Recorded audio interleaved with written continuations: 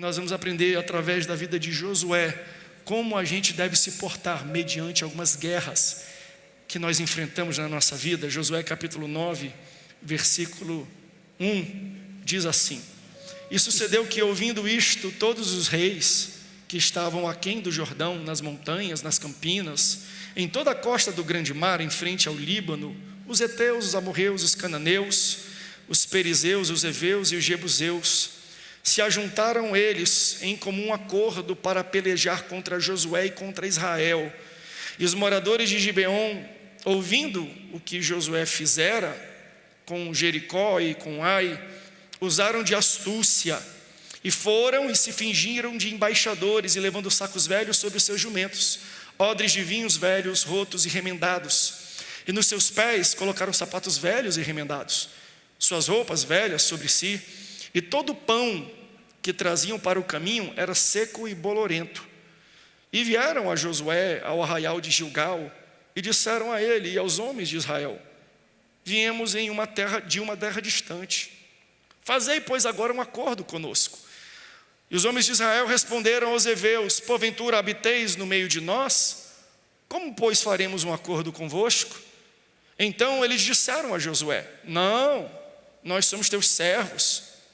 E disse-lhes Josué: Quem sois vós e de onde vindes?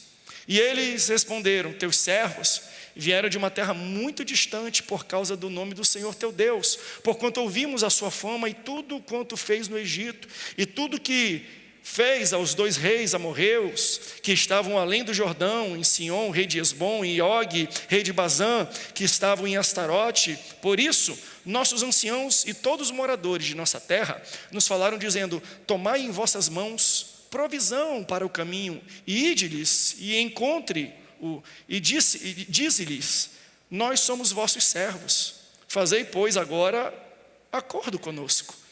Esse nosso pão nós tomamos quentinho da nossa casa para a nossa provisão no dia que saímos para vir a vós, e ei-lo que aqui agora já é seco e bolorento, e estes odres que enchemos de vinho eram novos, e ei-los que já são rotos, e estão nossas roupas e nossos sapatos já se têm envelhecido por causa do muito longo caminho. Então os homens de Israel tomaram da provisão deles e não pediram conselho ao Senhor. E Josué fez paz com eles e fez um acordo com eles, que lhes daria a vida. E os príncipes da congregação lhes prestaram juramento. E sucedeu que ao fim de 3 dias, depois de fazerem um acordo com eles, ouviram que eram seus vizinhos e que moravam no meio deles. Se você ama a palavra de Deus, diga: Eu amo a Bíblia. Tome seu assento dando glória a Deus, me ajudando a pregar nessa noite. Você entendeu a leitura? Essa história, ela é parte de um contexto maior. Todos nós conhecemos a guerra, mas nós não conhecemos o contexto do início dessa guerra. O que acontece desde que Moisés tira o povo do Egito, e depois Josué vem suceder a Moisés, levando para a terra prometida? Deus faz o povo de Israel vencer todos os seus inimigos e todas as suas batalhas. Todas. E quando eles vencem todas as batalhas, o nome deles se torna grande, conhecido, espalha a fama por todo o local, que onde eles chegam, eles acabam e destroem todos os seus inimigos. E aí, se espalha de tal forma que outros reis, outros países, fazem uma aliança, um complô, para juntos lutarem contra Israel. Está parecendo familiar isso para você, vendo o jornal nos dias de hoje? Eles são tão fortes, e o Deus de Israel faz eles vencerem tantas batalhas, que todos os que estão na região em volta o temem e falam: vamos se juntar, porque se a gente não enfrentar eles juntos e acabar com eles juntos, eles vão acabar com todos nós. E aí a Bíblia fala que no caminho da conquista da terra prometida estavam os gibeonitas. Eles eram um povo pequeno, não tinham uma força militar muito grande, e eles falaram assim: veja, se a gente entender o caminho, o percurso, o trajeto de conquista do povo de Israel, nós vamos perceber que o próximo povo a ser invadido seremos nós, e nós não somos palhos para a força militar e bélica desse povo, e muito menos para os deuses deles. E agora, o que nós devemos fazer mediante uma guerra que nós sabemos que já perdemos? Eles fazem, como não temos como lutar e enfrentar a eles, nós temos que nos juntar a eles. Não são bobos não, são inteligentes, mas eles usam de meios escusos para fazer algo inteligente.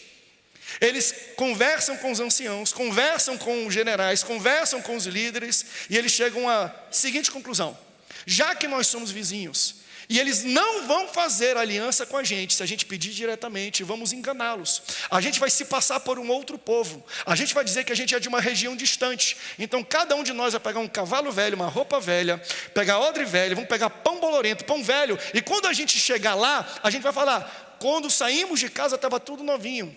Olha o pneu do carro, olha o pé do cavalo, estava novinho, está acabado. Olha o pão, estava novinho, quentinho, agora está duro e bolorento. Olha, as nossas roupas já estão gastas e rasgadas. Então nós viemos de uma terra muito distante, porque o texto fala que quando eles conversavam, o próprio Josué falou: vem aqui, mas vocês não são aqueles que habitam entre nós? Vocês estão parecendo ser familiar. Eu estou conhecendo esse sotaque. Eu estou lembrando talvez da feição de alguns, e todos desconfiavam. Ele falou: não, está aqui, ó. Olha aqui os vestígios, veio de longe. Olha o cavalo, olha a roupa, olha as pessoas, olha a comida, olha o odre. Então eles fizeram toda uma cena. Eles se passaram, fizeram um teatro para poder enganar Josué e os líderes de Israel, para que eles caíssem na pegadinha e pudessem fazer aliança com eles. Resultado: Josué não consulta a Deus, e quando a gente não consulta a Deus, a gente faz escolhas erradas.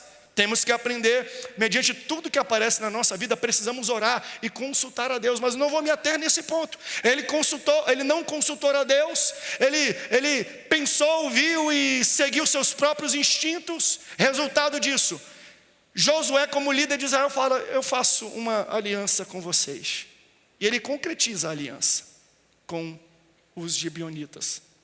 Só que o texto fala que 3 dias depois da aliança, esse número é muito interessante, 3 dias depois da aliança, eles descobrem, porque não tem como você manter uma mentira por muito tempo, não tem como você se transparecer ser alguém que você não é por muito tempo. Uma hora a máscara cai, e eles ficaram fazendo todo aquele teatro, mas uma hora a máscara caiu, e os anciãos e o povo que viu, que detectou, que percebeu, foi até Josué e falou: Josué, sabe aquele povo que você fez há 3 dias atrás uma aliança?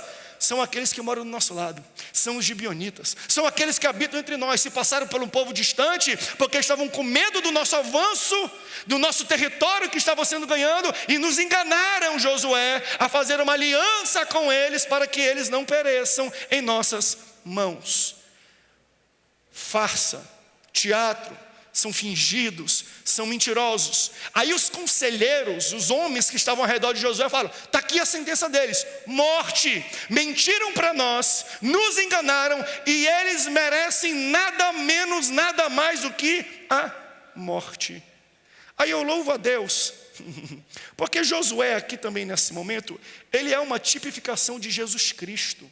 Ele faz uma aliança com um povo fingido, ele faz uma aliança com um povo que engana, ele faz uma aliança com o povo que erra, com o povo que desliza, com o povo que peca. Aí 3 dias depois é descoberta a aliança, e ele mantém a aliança.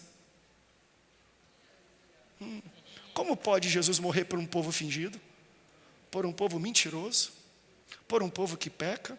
Por um povo que erra? Morre, é enterrado, e 3 dias depois ressuscita e mantém a aliança com aqueles que o levou para a cruz? Meu Deus! Sabe o que eu acho bonito nisso aqui? Porque quando a gente lê, a gente começa a ver algumas características muito parecidas entre Josué e Jesus. Porque quando o povo descobre que Josué foi enganado, eles se levantam contra Josué. Está vendo, Josué? Você fez aliança, você se precipitou. E o texto chega a dizer, quando você lê o texto inteiro, que parte da população se revolta, levanta pedras, vai contra, começa a criticar e falar mal de Josué. Mas Josué não está ali para ouvir ou a crítica ou o aplauso do povo. Ele está ali para manter a sua aliança. Ele é homem de palavra, e quem mantém a aliança sustenta a aliança. Ele faz uma aliança com um povo mentiroso, com um povo fingido. Josué aponta para Jesus Cristo. Caráter perfeito, vida íntegra, mas se compromete fazendo aliança com gente que não merecia aliança. Fala a verdade. Daqui a pouco a gente vai fazer um autoexame aqui. Sabe o que eu acho bonito da Santa Ceia? Que ele fala, examine-se o homem a si mesmo e participe. Esse exame não é para você fazer e falar assim, eu estou bem, eu estou acima da carne seca, eu sou um cara que não pequei desde a última coisa, eu pedi perdão, eu estou limpo. Não, sabe por que você tem que fazer um autoexame? Porque ao fazer o autoexame você vai perceber que você é fingido, que você é mentiroso, que você é falho, mas mesmo assim o Senhor Jesus manteve a aliança que Ele fez contigo. A Santa Ceia é um símbolo que Jesus faz aliança com gente que não merece aliança, com gente que quebra aliança. Ele vai para a cruz, ressuscita e fala, independente do que você fizer, eu mantenho a aliança, porque a minha aliança não é baseada no teu caráter, mas no meu. Eu louvo a Deus, porque foi um dia eu que quebrei a aliança, foi um dia eu que me afastei dos caminhos do Senhor, e mesmo assim como Josué, criticado, levado para uma cruz, ele falou, eu não abandono a aliança que eu faço, porque eu sou homem de aliança. Vou fazer uma aliança, fica tranquilo, e o povo se levanta contra ele e fala, vão fazer uma aliança, mas entenda, não é de qualquer jeito a aliança não, a aliança vai ter algumas medidas educativas. Meu Deus. Não é de qualquer jeito não. Foi salvo? Não, já foi salvo para frente. Meu filho, existem algumas medidas que você precisa ter para estar vivendo dentro da aliança que Deus nunca vai quebrar, mas você pode quebrar com Ele. Como pode alguém quebrar uma aliança que Jesus faz? Eles quebraram com Josué. E Josué fala assim, eu vou manter a aliança, mas existem condições, calma, existem medidas educativas. Qual é, Josué, a medida? O que você vai impor sobre a vida de cada um deles para que eles estejam dentro e merecedores da sua aliança? Ele falou, bem, eles vão ter que mostrar de maneira pública o arrependimento. Então eu não vou aceitar só desculpa, a gente não queria, não. Eu quero que você demonstre, porque arrependimento não é fala, é exercício de vida. Estou arrependido. Não aceite qualquer arrependimento quando a boca é falada para fora. Eu vou te dar então um mês para você demonstrar aquilo que você está dizendo como arrependimento. Então ele falou assim, eu vou dar uma chance para vocês, eu vou dar uma medida educativa de arrependimento público, porque a população está se levantando contra mim, mas eu quero mostrar para vocês e para eles que vocês são um povo arrependido. Qual é a medida que Josué, uma tipificação de Cristo dentro disso, desse contexto que eu estou falando, dá para o povo? Ele fala, simples, tem o templo, tem a casa do Senhor, e a casa do Senhor está precisando de trabalhadores, então eu vou colocar eles para trabalhar na casa de Deus. Eles vão cortar lenha e carregar água no templo. Isso aqui acaba com qualquer comissão de ética de qualquer igreja, de qualquer convenção que você pode vir aí. Pecador, fingido, mentiroso, errou. Qual é a medida? Vai lá servir no estacionamento da igreja, vai lá limpar a igreja, vai lá ficar na recepção da igreja, vai lá trabalhar na igreja, vai lá carregar água para o pregador, para as pessoas, vai lá. Por que ao invés de disciplinar, de excluir, porque eles são mentirosos? Por que ele traz eles para dentro da igreja? Porque ele entende o contexto daquele povo, um povo idólatra, um povo que adora vários deuses, um povo que não conhece o culto e o Deus verdadeiro. Então ele fala assim, eu vou fazer algo, porque se eles são idólatras, eles precisam ter contato com o Deus verdadeiro, com o Deus poderoso, e se eles ficarem longe do altar do Deus verdadeiro, eles não vão ter contato com o culto do Deus verdadeiro. Então ao invés de excluí-los da igreja, eu vou aproximá-los da igreja, porque quem mais precisa são eles. Quem mais precisa estar sentado e servindo nessa casa é quem é pecador, gente. Vamos parar, e aqui eu estou falando com líderes, depois de uma reunião de Santa Ceia, de ministério geral. Muitas vezes as pessoas que precisam aquela disciplina que a gente dá para elas porque mentem, porque falham, porque pecam, não é tirar da igreja, é incluir mais dentro da igreja, porque eles não podem ficar longe da adoração e do poder do Deus poderoso. Não? Vai carregar. Por quê? Porque são mentirosos. Pois é, mentirosos vão servir, é verdade. Para eles pararem de mentir, eles têm que ter contato com Deus, contato com o culto, contato com o altar. Deus sabe que você era terrível. Deus conhece que você era cheio de história, cheio de papo, cheio de... E olha o que Deus fez. Deus te trouxe, Deus te salvou, Deus te lavou. De vez em quando você fala mais, erra demais, mas Deus fala, continua me servindo, porque você não vai conseguir mudar longe da minha presença. É perto da minha presença que existe transformação. Então quanto mais você erra, mais próximo do altar você precisa ter. É claro que existem critérios de liderança, de serviço. Eu não vou entrar nesse mérito, mas quem erra muito não pode estar longe da casa do Senhor, não. Impõe uma medida restritiva. Está arrependido mesmo? Está com erro mesmo? Chega mais cedo no ensaio. Eu lembro uma vez que um rapaz, ele pecou. Falei, pastor, eu pequei. Qual é o meu gancho? Cultura de gibionita. Falei, sabe qual é a tua coisa? Quanto tempo eu vou ficar sem tocar? Falei, opa, ao contrário. Eu vou falar com o maestro. Tu vai ser o primeiro a chegar meia hora antes do último a sair. Tu que vai arrumar tudo. Está aí a tua medida. Tu não pode faltar um ensaio. Tu é o primeiro a chegar e arrumar. E tu é o último a sair para arrumar tudo. Essa é a tua medida.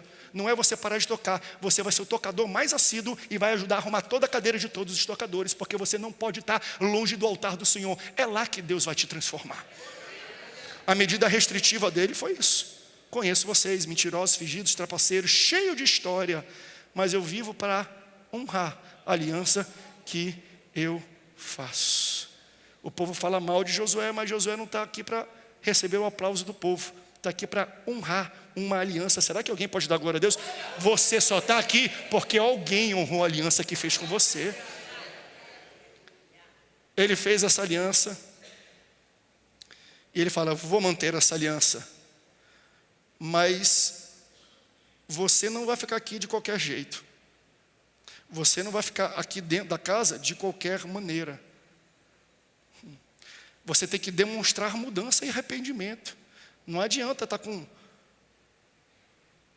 Dizem, né? E eu não quero falar contra os Raimundos, mas crente Raimundo que fala, né? Pé na igreja, outro no mundo. Deus sabe, não, eu sei que você acende uma vela para Deus e outra para Baal, um joelho para Deus e outro joelho para Baal. Não. Eu quero ver mudança e pública. Eu quero que você trabalhe dentro da casa do Senhor. Vou te dar um serviço. Aí você pega balde, carrega água, aí você pega um teçado e corta a lenha que vocês vão trabalhar na casa do Senhor. É você mesmo, mentiroso, é você mesmo, fingido. O teu trabalho vai ser na casa do Senhor. A casa do Senhor é o lugar que você precisa trabalhar. Mãos à obra.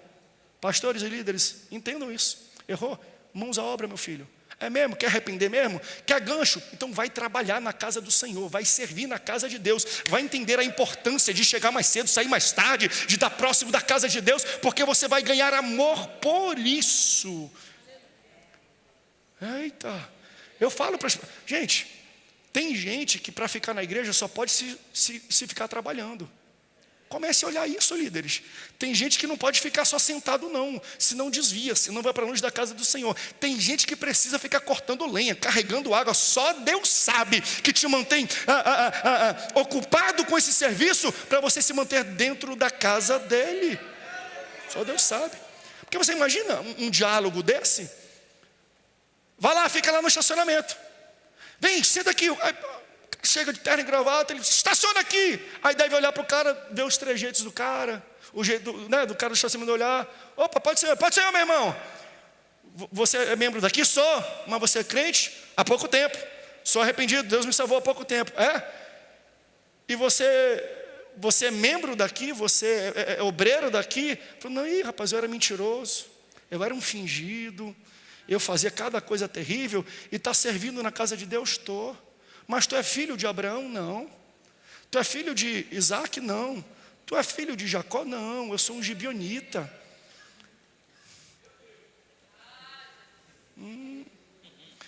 Isso aqui não é filho de Abraão, nem filho de Isaac, nem filho de Jacó.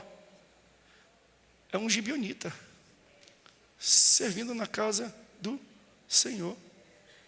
Só você sabe o quanto você errou e o quanto você precisa estar aqui dentro. Só você sabe que o serviço na casa do Senhor é o que mantém um contato com Ele, a aliança com Ele, que você não pode quebrar. Não para de servir na casa do Senhor. O serviço na casa do Senhor é uma das melhores maneiras da gente estar conectado com Deus que manteve aliança com a gente. A gente não pode ficar muito longe deste local. Faça de tudo para vir na casa do Senhor.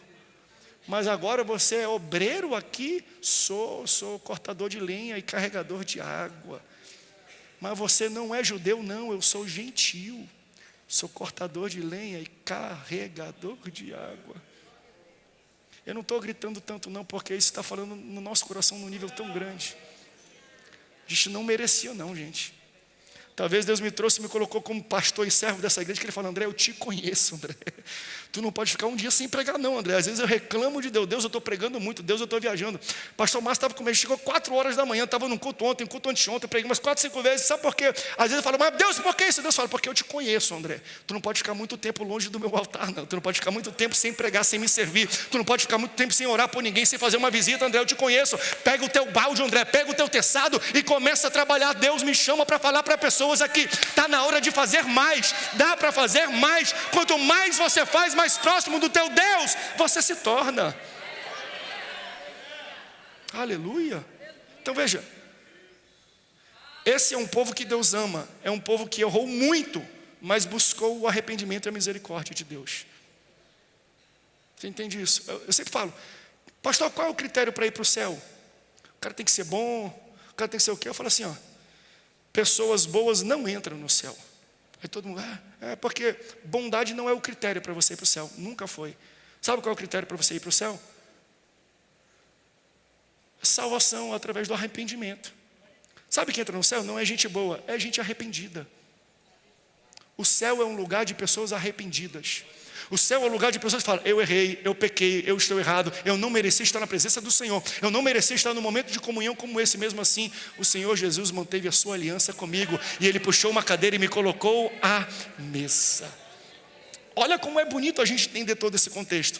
Porque a gente leu que os outros países, também temendo a força bélica e o avanço do povo de Israel, eles fazem aliança entre si para poder atacar e fazer uma resistência a Israel. Só que quando eles descobrem que Gibeão dá um bypass, vai direto em Israel e faz uma aliança, eles mandam uma notícia: nós nos juntamos para atacar Israel, mas como você fugiu e fez direto a aliança, ao invés de atacar Israel, toda a coalizão de nações, nós vamos atacar vocês, gibeonitas. Se preparem que a gente está vindo com tudo e nós vamos detonar com vocês. Aí eles correm até Josué, porque eles têm uma aliança com Josué, e eles explicam: Josué, a gente estava com medo, aconteceu aquilo, você sabe, a gente fingiu e tudo mais, mas fizemos com medo de morrer por vocês. Agora todas as outras nações da coalizão da qual nós participávamos estão dizendo e ameaçando que vão nos atacar. Então aquilo que vocês fariam com a gente, é eles que vão fazer com a gente precisa da ajuda de vocês. Aí Josué capítulo 10, se você tiver sua Bíblia, versículo 7, diz assim: imediatamente partiram de Gilgal com a elite do exército de Israel. Não mexe com pecador arrependido. Não mexe com carregador de água e com cortador de lenha, porque o texto me fala que quando eles estão em apuros, Deus não vai levantar Zé ninguém não. Deus vai levantar a elite do seu exército. Eu falo para pessoas aqui, tem muito crente que a gente recebe como membro, que a gente vem aqui, que a gente anda com ele, aí ele erra, ele fala, e a pessoa: pastor, como é que ele pode estar no culto? Como é que ele pode estar ali? Como é que ele pode estar tocando? Como é que ele pode estar ali? Eu falei: meu querido, não se mexe com ele não, mas eu vou mexer, porque se você se mexer, Deus vai levantar a pastora Nayane, o pastor Pádua, o pastor Tiago, Deus vai levantar o pastor Marcos, Deus vai levantar a elite dessa igreja para poder proteger cortador de lenha e carregador de água. Não se mete com pecador que está no processo de arrependimento, de santificação, que está aqui e está lutando contra a carne, lutando contra o desejo para se manter na casa do Senhor. Feche a sua boca, pense 2 vezes antes de falar mal de alguém que está se arrependendo na casa do Senhor, porque ele levanta a elite do exército. Ele levanta o pastor, o coordenador, o grupo de louvor. Não mexe com esse cara, mas ele pecou mesmo. Eu sei, mas ele está se arrependendo. Ele era mentiroso mesmo, ele era fingido mesmo. Mas Deus levanta a elite do exército para proteger estas pessoas. Deixa ele quieto carregando a água dele. Deixa ele quieto cortando a lenha dele. Eles estão tentando honrar a aliança que um dia eles quebraram. Meu Deus. Eu tenho uma palavra para você que é carregador de água e cortador de lenha. Continua trabalhando independente daquilo que se levanta para falar contra você. Porque quando alguém leva e se levanta dizendo que vai acabar com você, o meu Deus fala que Ele levanta a elite. Existe uma elite se levantando para te proteger. Existe uma elite se levantando para tomar frente da sua batalha. Tem alguém que está recebendo essa palavra? Para você, fala para a pessoa do lado: para você é só a elite que Deus levanta. Fala, só os top.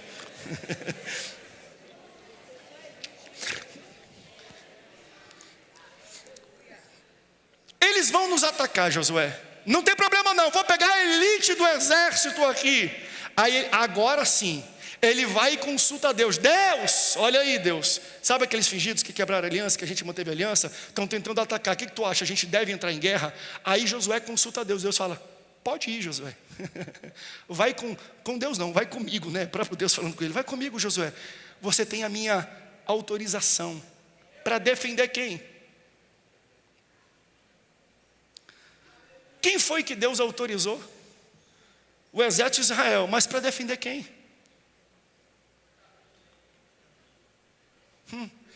Veja, a guerra inicia.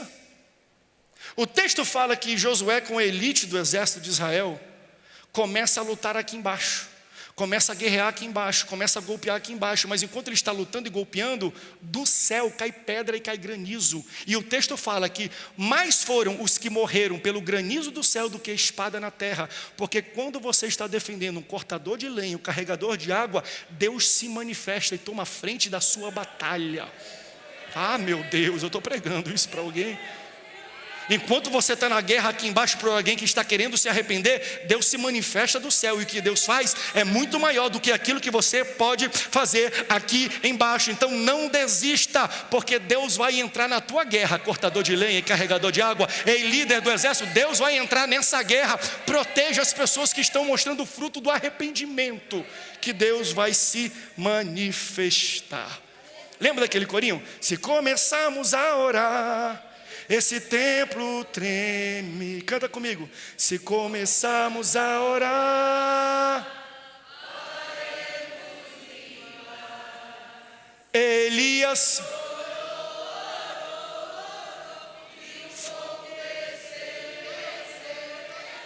Josué. E o que aconteceu quando ele orou? Para. Josué orou e o sol parou. Parou para quê? Porque se a gente canta, o entendimento nosso é: Deus parou. Veja, hoje nós temos um entendimento melhor, porque o sol não para, é a terra que anda ao redor do sol. Mas Deus parou o sistema solar inteiro. E aí quando ele fala assim, está vendo? Deus para o sistema solar inteiro para salvar o exército de Israel, o seu povo escolhido, os escolhidos seu, aquele que ele convocou. Calma, está dando glória a Deus, porque não, eu estou pregando errado. Deus não parou o sistema solar inteiro para salvar o povo de Israel, não, gente. Deus parou o sistema solar para salvar a vida de gente fingida, mentirosa, que está se arrependendo. Deus parou o sol para que ele pudesse proteger carregador de água e cortador de lenha. Você está entendendo? É bom a gente entender o contexto das coisas, porque quando nós mostramos o fruto do arrependimento, Deus desce do céu, Deus para o sistema solar, Deus mexe com a economia, Deus transforma o coração de pessoas, Ele empedrece os corações, Ele amolece coração, Ele faz o impossível para salvar quem está mostrando arrependimento. Então, Deus para o sol, o sistema solar. Sei mais o que Ele para fazer isso, para poder cuidar de pecadores, de mentirosos, de fingidos, mas que tem aliança com Deus e demonstra a vontade de manter a aliança que eles têm. O louvor pode subir aqui, o coral. Sobe aqui. Aleluia. Chorabacantarabassundarabaixo. Orabasse cantarabaixo.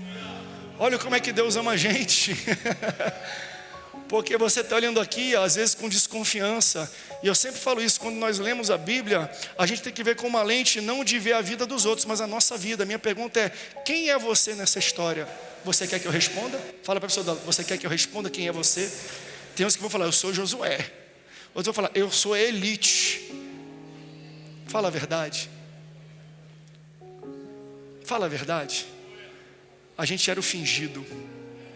Nós éramos os mentirosos, os dissimulados, mas que por alguma razão Deus olhou para a gente e falou: eu vou fazer uma aliança contigo, e eu vou manter a minha aliança contigo. E se você mostrar o fruto do arrependimento, ou seja, o desejo de manter a aliança que eu tenho contigo, se você mostrar para mim o mesmo desejo que eu estou demonstrando para você, pode se levantar quem for, eu paro, eu mudo o governo, eu mudo o sistema solar, eu mudo a economia, eu mudo o ministério, eu mudo de país, eu faço o impossível para manter você vivo, porque eu estou vendo os frutos do arrependimento na sua vida. Eu estou vendo que você demonstra amor e que você quer zelar pelo compromisso e aliança que eu fiz com você. E aqui, eu acho que acontece para mim um dos versículos mais difíceis às vezes a gente entender. O pastor Pado e a pastora Raquel que farão a nossa Santa Ceia, fiquem à vontade, e eles são grandes estudiosos da Bíblia. Depois eu vou pedir a opinião deles a respeito disso aqui. A Bíblia diz que Deus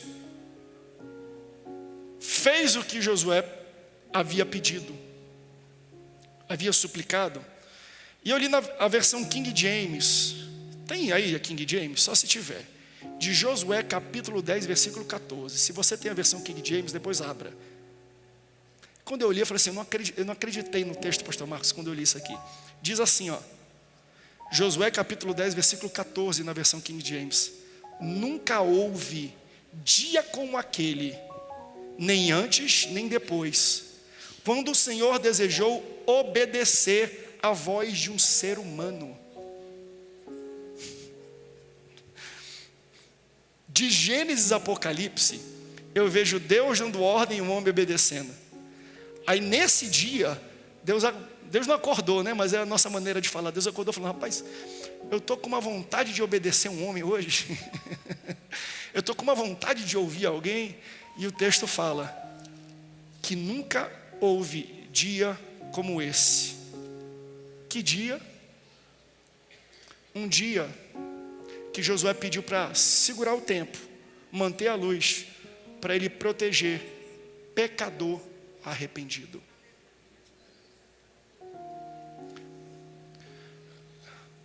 Se você se arrepender dos seus pecados e mostrar esse fruto, Deus vai desejar fazer tantas coisas na tua vida que você não tem ideia. Você entende? Isso move o coração de Deus.